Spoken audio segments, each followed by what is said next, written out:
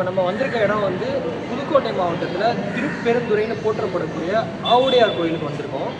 இப்போ நம்ம ஆவுடையார் கோயிலோட முன் மண்டபத்தில் தான் நிற்கிறோம். இந்த முன் மண்டபத்தில் ஒரு தூணில் ஒரு போர் வீரனோட சிலை எந்த அளவுக்கு பர்ஃபெக்ஷனாக நம்ம செதுக்கியிருக்காங்கிறத டீகோட் பண்ண போகிறோம்.